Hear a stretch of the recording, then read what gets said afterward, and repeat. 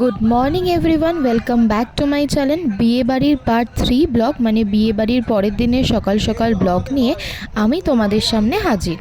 কাল যেহেতু শুতে শুতে প্রচুর দেরি হয়ে গেছিলো, বিয়ের সমস্ত কাজই মিটেছে ভোর 4টের সময়, আর আমাদের বাড়ি এসে সমস্ত জামা কাপড় ছেড়ে শুতে শুতে প্রায় 5টা সাড়ে 5টা বেজে গেছিলো। তাই আজকে উঠতেও বেশ খানিকটা দেরি হয়েছে। 10:30 11টার সময় আমরা উঠে দিদির বাড়িতে এসে হাজির। মানে আমরা তো যেহেতু পাশের ফ্ল্যাটে ছিলাম, সেখান থেকে দিদির বাড়িতে এসে হাজির। দেখি বর বউ দুজনেই উঠে পড়েছে, আর সকাল সকাল চাটাও খেতে শুরু করেছে, আর ওদের সাথে আমরাও চা খাওয়াতে যোগ দিলাম, আর সবাই মিলে গোল টেবিল করে আড্ডায় বসেছি।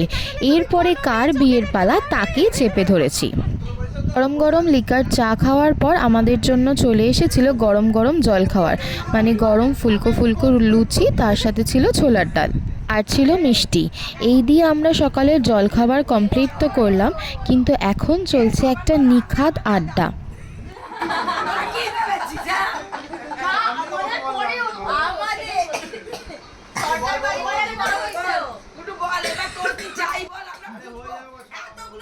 তাকে মধ্যিখানে বসিয়ে আমাদের আড্ডা চলছে।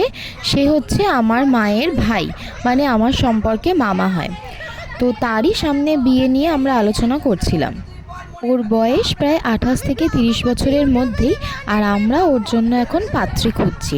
তাই জন্য ওর থেকেই জেনে নিচ্ছিলাম যে ওর কীরকম মেয়ে পছন্দ, কীরকমভাবে বিয়ে করতে চায়।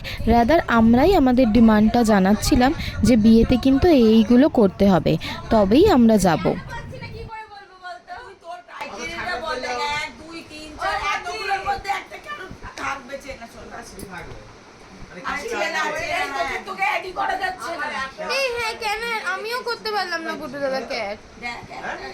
আর এই সব আড্ডার মধ্যে চলছে ফটো শেয়ারিংয়ের পালা, কারণ কালকের পর থেকে রিসেপশন কাটিয়ে আবার যে যার বাড়িতে বা যে যার কাজে ব্যস্ত হয়ে যাব।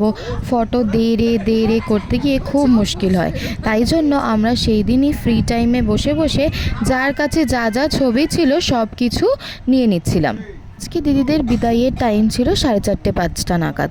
তো যেমনটা তোমাদেরকে আগের ব্লগে আমি বলে দিয়েছিলাম যে বিদায়ের টাইমের কোনো ব্লগ বা ভিডিও আমি করব না, আমার চ্যানেল থেকে সেই ভিডিও তোমরা পাচ্ছ না।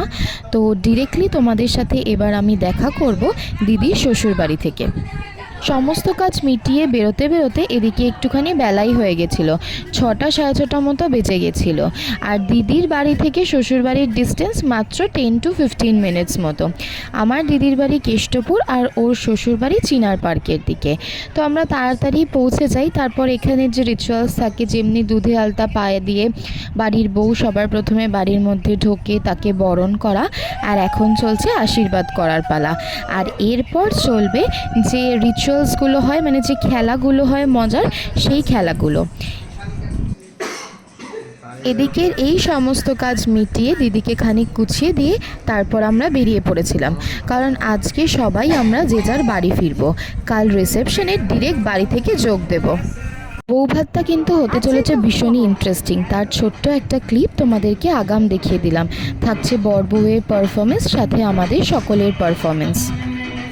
এই ইন্টারেস্টিং ব্লগটা পেতে হলে অবশ্যই আমার পেজে চোখ রাখতে হবে। ততক্ষণের জন্য টাটা, গুড নাইট, শুভরাত্রি। তোমরা সবাই খুব ভালো থেকো, আর ব্লগটা খুব এনজয় করো, আর তার সাথে সাবস্ক্রাইব আর লাইক করতে ভুলো না কিন্তু।